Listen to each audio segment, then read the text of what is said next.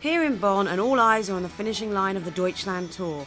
But later today, the 150,000 strong crowd will be casting their eyes skyward as high flyer Ian Ashpole and his team attempt to break yet another world record. Last year, Ian attempted regaining the world's highest tightrope walk record. Unfortunately, the weather in Egypt proved too tough to handle, and Ian came home without a record or a medal. Ian already holds the world record for the highest toy balloon flight, which he set in 1997, achieving a height of 3.05 kilometres with a classic hot air balloon. That's over 10,000 feet.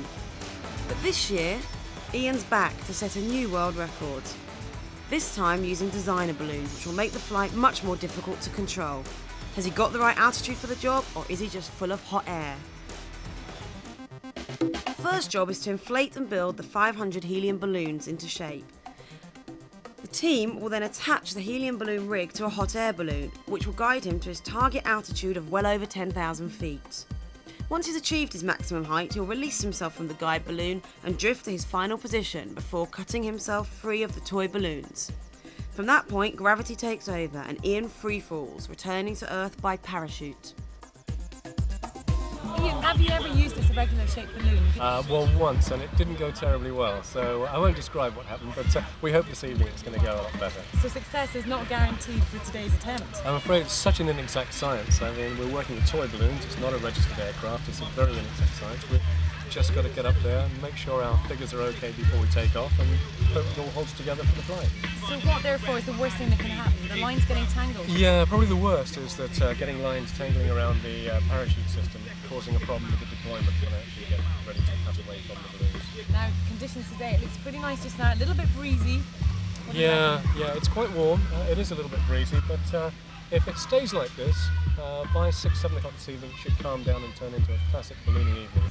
Time is ticking for Ian's team as one by one the helium balloons are added to the rig. A slow process, but with Ian's life literally on the line, it's a job that can't be rushed. By 2 o'clock, Ian's team had been working on constructing the toy balloon rig for over 4 hours. Although it may look like a beautiful day, it's quite breezy, and the occasional gusts of wind are coming along and causing havoc to the balloon rig. In fact, a short while ago, 30 balloons were lost in one go. Bad news if you're racing against the clock like this.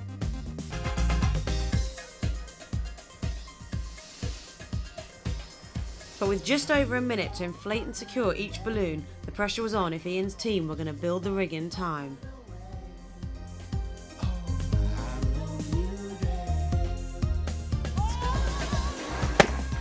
Ian, how's it going? Well, it's a little windier than we expected, and we're already lost about 100 balloons during the very strong gusting.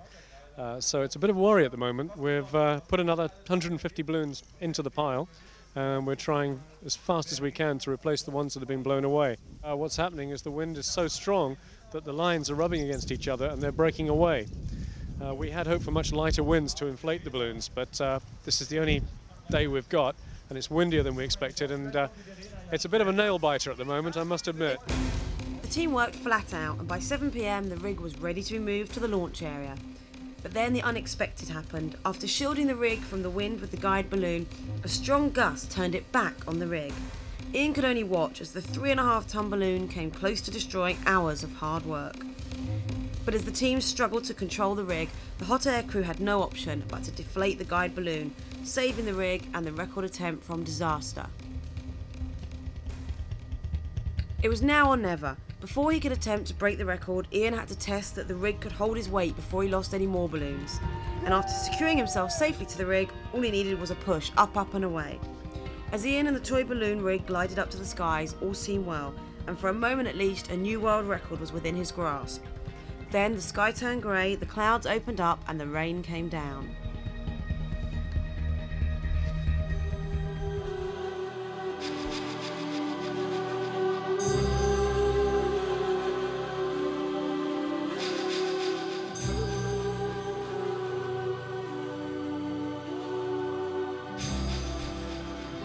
Look at the weather.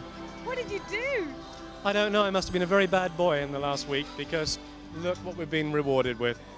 We threw everything at today's resources, and it looks like we're grounded now. It's a shame because you've been fighting against it all day. What with all these balloons bursting? I mean, you lost about 40 in one go at one point. We reckon 150 balloons. We've brought in some more from Bonn today, and even those got stripped away. But what's really sad with your test flight, it looked like everything was going really well. You managed to get up into the air. Yeah, we had everything going for us, and then the weather. We'll have another go another time. But that's the whole thing about breaking records, isn't it? You've got to kind of enjoy the failures and use them as a kind of launch pad for the next thing. If you broke them time after time after time without any problems, then it wouldn't be special. If it was easy, everyone would be doing it.